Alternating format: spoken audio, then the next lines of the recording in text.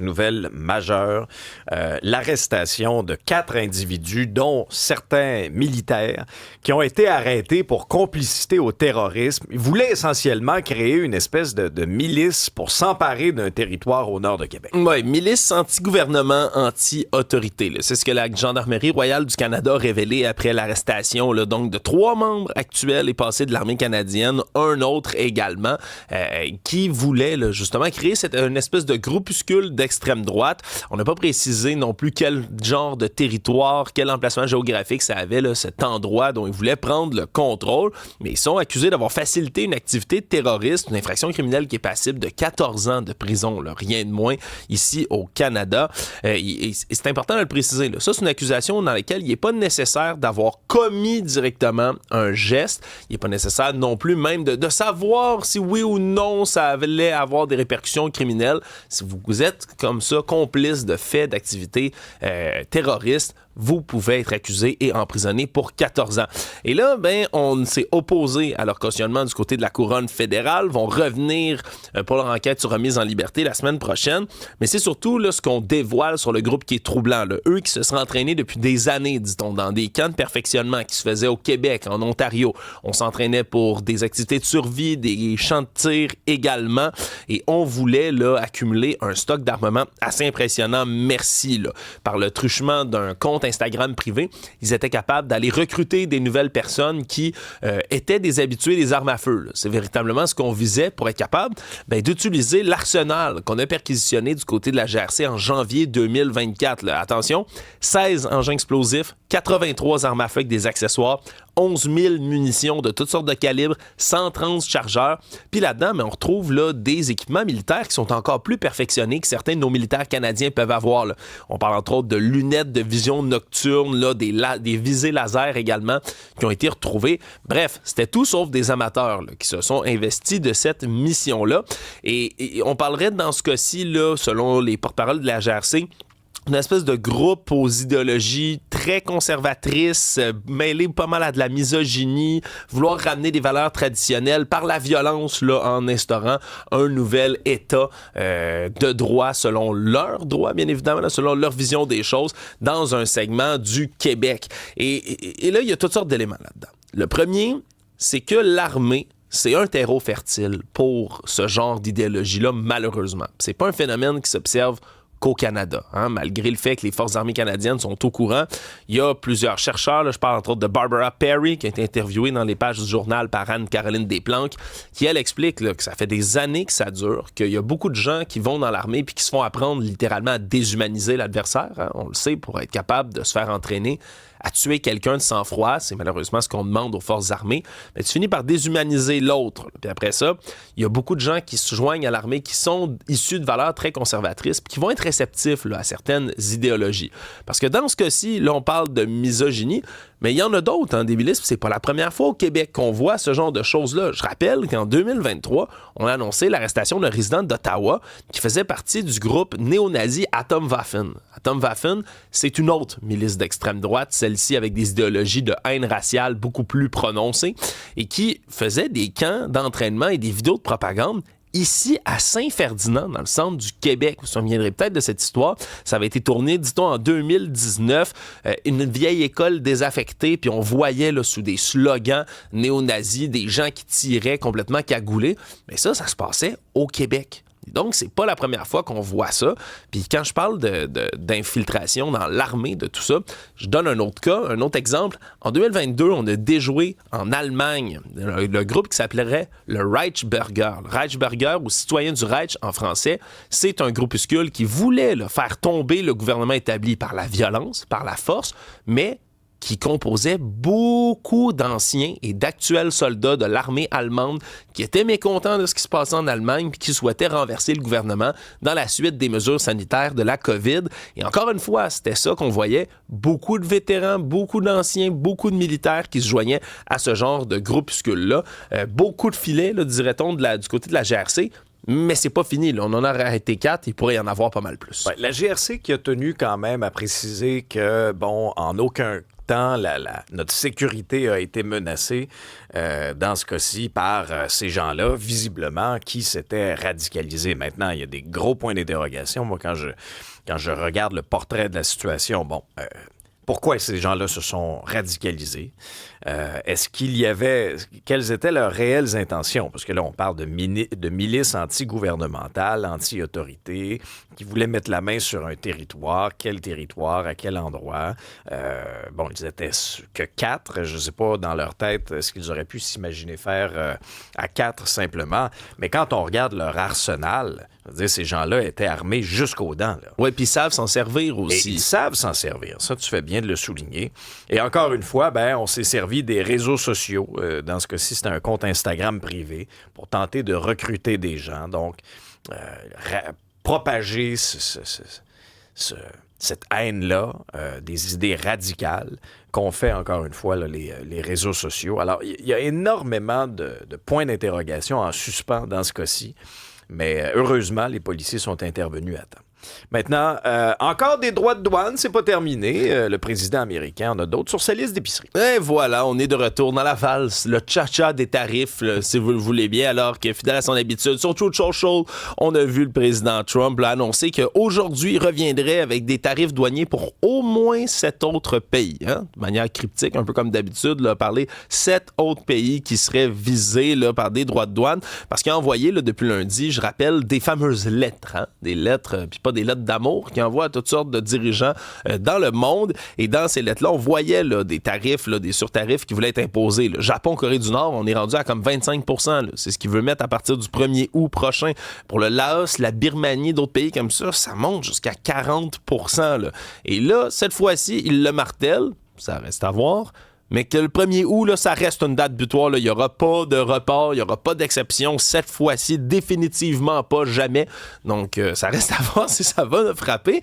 Ce qui inquiète aussi, c'est que, comme fidèle à son habitude, encore une fois, il a laissé flotter d'autres choses aussi dans l'air. Parler de droits de douane jusqu'à 50 %, cette fois-ci, sur le cuivre. Là, on parle plus de l'acier, on parle plus de l'aluminium, on parle du cuivre.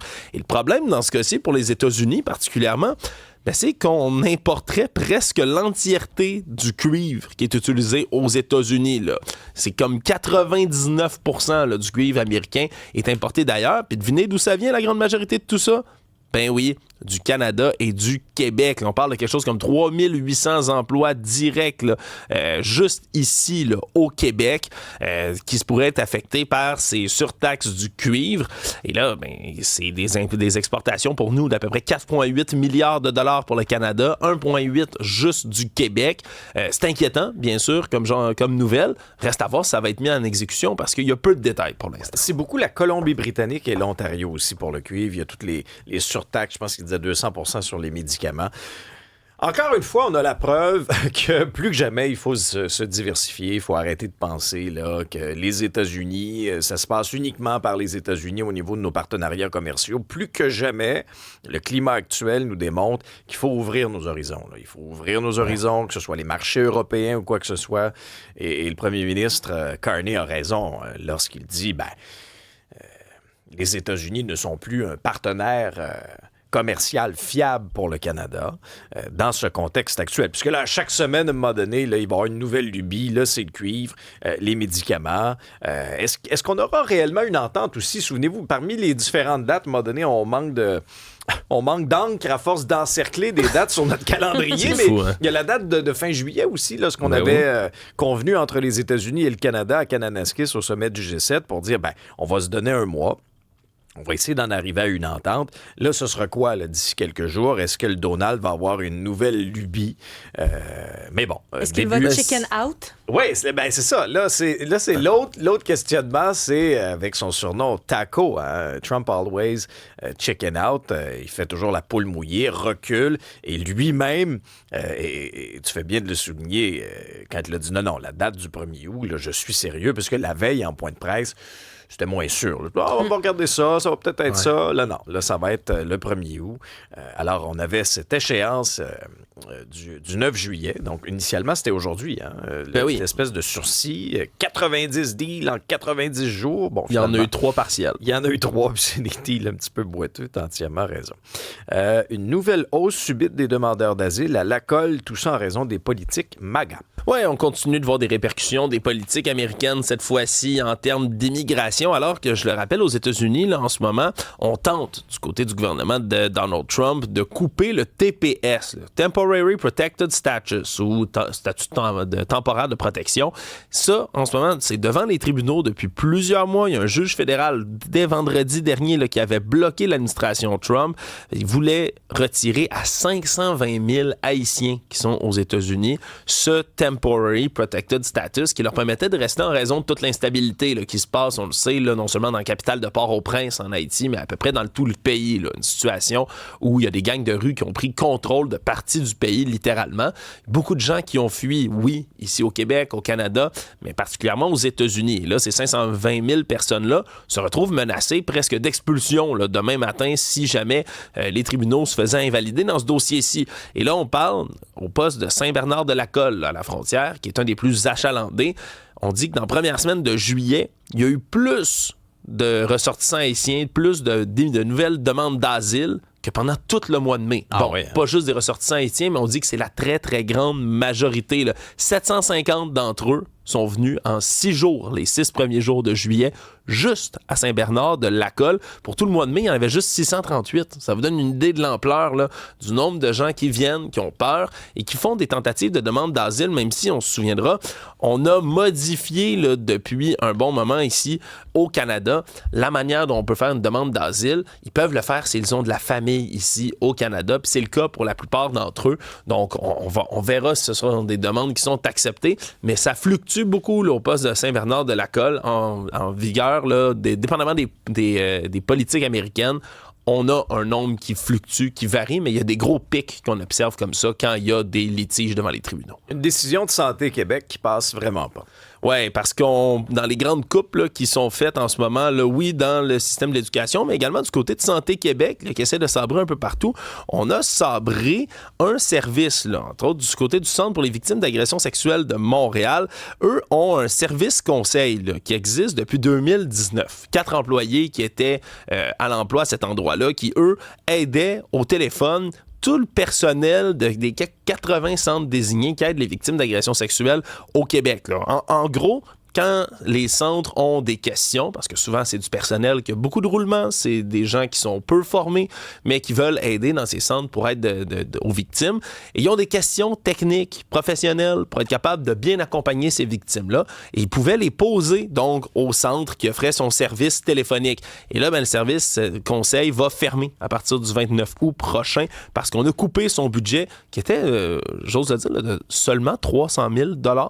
C'était ça le budget pour ce service-là, qui est coupé complètement par Santé Québec, qui, de leur côté, disent qu'ils vont eux-mêmes offrir ce service conseil-là, que toute l'expertise est correcte à Santé Québec, qu'on l'a en masse pour être capable d'offrir le même service. Il manque pas de cadre, en tout cas. Là. Ben, c'est... non. Ah non? Non, il manque pas de cadre, Alex, ça c'est certain. Je sais pas si c'est eux qui vont les offrir, ce service téléphonique-là, les fameux cadres, mais il faut dire que les services pour les victimes d'agressions sexuelles au Québec sont débordés. Là. Je donne le cas du Centre de prévention de Laval. C'est le seul organisme de toute la ville. Fin juin, ils ont annoncé qu'ils devaient fermer la liste d'attente pour adultes seulement qui était à leur centre parce qu'ils étaient rendus à 2 ans d'attente. 2 ans d'attente. Est-ce que sabrer dans ces services-là, à un moment où on a autant besoin, c'est la priorité, surtout à 300 000 $? Je me pose la question. Ben, on va assister dans ce contexte là, de rigueur budgétaire-là à toutes sortes d'exemples sur la place publique, que ce soit en santé, que ce soit en éducation. Et là, parallèlement à tout ça, tu as des projets d'envergure de la CAQ qui vont être de plus en plus difficiles à justifier. On a tous en tête l'espèce de dépense pharaonique qu'on veut faire avec le troisième lien. Hey. Là, hier, on vous parlait là, de certains scénarios, des fourchettes de prix qui pourraient aller jusqu'à 9 milliards. Puis 9 milliards, ça inclut même pas tout. Là. Il y a un paquet d'affaires qui c'est même pas inclus. Écoutez, ça va coûter une fortune, cette affaire-là. Alors, dans l'esprit de plusieurs, à chaque fois qu'il y aura des coupes, des compressions en santé ou en éducation, ben, il y aura un calcul automatiquement qui va se faire avec d'autres grands projets qui sont extrêmement contestés et, disons, difficilement justifiable pour ce qui est des arguments là, de ce gouvernement-là. Il y a un jeune homme qui dénonce de l'homophobie vécue au fait que c'est devenu viral sur les réseaux sociaux. Ouais, on était à au-dessus de 200 000 visionnements là, pour la vidéo d'Edward Gauthier, jeune homme là, qui était originaire de Saguenay, qui s'est présenté pour le Festival d'été de Québec samedi et qui a touché pas mal les internautes. Là. J'en profite pour le relayer parce que le message que lui veut passer est assez important. Là. Lui raconte qu'il a vécu une agression, un groupe de 5 jeunes qui se sont mis à lui lancer des insultes puis qui lui auraient craché dessus, là, puis des insultes homophobes directement. Et lui a voulu propager justement là, son expérience sur les réseaux sociaux pour essayer d'alerter sur le fait que l'homophobie semble être du moins en remontée. Là. On en parle beaucoup dans les écoles secondaires. Il y a toutes sortes d'études qui ont parlé de cette remontée de l'homophobie alors qu'on a passé des années au Québec à lutter contre ça. Et il a dénoncé aussi le fait qu'on n'est pas assez coaché, selon lui, socialement, à intervenir dans ce genre de situation-là parce que semble-t-il que c'était complètement bondé, qu'il y avait plein de témoins de sa situation et que littéralement personne est intervenu, là, au moins même juste pour lui demander s'il était correct. Je trouvais important de relayer son message, là, sa vidéo qui pourrait cumuler encore plus de visionnements dans ce cas-ci. Là. Peut-être aller voir tout ça, mais c'est certain que les statistiques sur le retour des insultes homophobes, des comportements homophobes au Québec, particulièrement chez les jeunes, s'inquiètent. Marianne, suivi de dossier concernant cet album envoyé à Donald Trump, on a des nouvelles de Viviane Audette. Viviane Audette, qui en février dernier, c'est une comédienne, une musicienne, elle a envoyé à Donald Trump directement à la Maison-Blanche un exemplaire en format disque de son album Le piano et le torrent. Elle l'a envoyé au président américain parce qu'elle le sentait, dit-elle, stressé pendant l'hiver. C'était pour calmer notre Donald. C'était vraiment pour calmer le Donald. Elle a même joint une lettre dans laquelle c'était écrit « Cher président Trump, j'ai entendu dire que vous pourriez avoir besoin de calme. Peut-être que ceci vous aidera de votre pays voisin, Canada. Toujours prêt à aider, paix, Viviane Audet. » Donc, c'est vraiment rempli de bonnes intentions. Et là, nos collègues de l'agence QMI étaient sur le plateau de la nouvelle compétition musicale qu'elle va co-animer avec Grégory Charles, le piano public. Et on lui a demandé des nouvelles de son envoi postal. Elle a dit qu'en fait, elle attendait toujours une réponse de M. Trump, ce qui est quand même inacceptable. Voyons donc, là, on attend des nouvelles, M. Trump. Chose certaine, c'est que le président a bel et bien reçu son album. Elle l'a reçu, dit-elle, le 14 février, ce qui est quand même très ironique, la date de la Saint-Valentin. Elle a dit, est-ce que c'est allé directement à la poubelle en arrivant? On ne saura jamais, mais du moins, il n'a pas encore répondu. Puis, il faut dire aussi qu'elle s'est sentie très émerveillée, surprise de la réponse, de la réaction, en fait, en chaîne, de son geste qu'elle trouvait pourtant anodin, mais ça a suscité tout un émoi au Québec. Elle dit, c'est fou cette affaire-là. À la base, c'était vraiment juste une affaire de rien. En allant porter son fils à la garderie, elle dit, j'ai sacré mon album dans une boîte aux lettres en me disant, c'est vraiment juste trop niaiseux, mais finalement, on dirait que le monde n'a pas arrêté de me parler de ça. Donc, il y a quasiment quelque chose de libérateur là-dedans. Elle dit, c'est comme un gentil doigt d'honneur qu'on envoie au président Trump. Mais bon, après tous ces mois, on n'a toujours pas de réponse. Est-ce qu'il va répondre à Viviane? Non, mais comment il répondrait, par contre? Là? Si d'un coup, il réagit sur toutes des tarifs choses. sur la musique. Ouais, exact. Ah, this Quebec music, I hate French Frankly, music. Canada should be the 51st state. Ah oui, c'est ça, voilà. Il a peut-être écouté hier soir avec Benjamin Netanyahou. Il y avait encore un tête-à-tête là, entre le président Trump et le... Mais surtout qu'il veut qu'il soit prix Nobel. Ah oui, peut-être que ça a été ça en trame de fond. On sait pas. Peut-être que pendant qu'on va lui donner son prix Nobel, on va mettre le disque de Viviane en arrière. Question de nous apaiser. Oh, ça, Alexandre, c'est une vraie bombe dans le monde de la Formule 1. C'est terminé entre Red Bull et Christian Horner. Ouais, lui qui était le directeur de l'équipe autrichienne là, depuis la fin de 2024, mais surtout qui avait été là pour les 6 titres de constructeur de Red Bull, les 8 têtes mondiales également avec Sébastien Vettel puis Max Verstappen là, qui sont devenus des champions du monde. Et là, il était dans la tourmente, lui, depuis l'an passé. On parlait de comportement inapproprié. On ne sait pas trop là, de quel côté ça allait, mais là, le début de saison qui est pas faramineux non plus là, du côté de l'écurie, a scellé véritablement son sort. Là, lui qui donc est remplacé immédiatement par Laurent Mekies, qui était le directeur, lui, de l'écurie Racing Bulls, qui est comme l'espèce d'écurie junior de Red Bull Racing. Et là, il va falloir voir qu'est-ce qui va arriver par la suite, là, alors que la saison de Formule 1 n'est pas terminée non plus. Il reste de la course à faire, Alex. Ouais. Je sais que tu es un fan, puis ça risque de modifier pas mal ce qui se passe chez Red Bull. Là. On est à peu près à mi-saison, là. Puis c'est vrai, t'as raison, c'est catastrophique depuis le début de la saison pour Red Bull. Catastrophique vraiment depuis quelques grands prix, je dirais. À Silverstone, en fin de semaine, ça n'a pas fait exception à tout ça. Il y avait toutes sortes de rumeurs, toutes sortes de grenouillages, même sur l'avenir de Max Verstappen, qui se rapprocherait de l'écurie Mercedes. Alors, est-ce que ça a été la goutte qui a fait déborder le vase des tensions entre le clan Verstappen et Christian Horner? Ça remonte à loin, là. Ça remonte à... Oui, il y a eu ces allégations de comportement inapproprié de Christian Horner. On se demandait de quelle façon ce gars-là pouvait rester à la tête de Red Bull. Il s'en était tiré de cette enquête-là l'année passée. Or, les insuccès de l'équipe l'ont probablement rattrapé. Est-ce que son licenciement, qui est effectif immédiatement, va être suffisant pour garder Max Verstappen dans le giron de l'écurie Red Bull?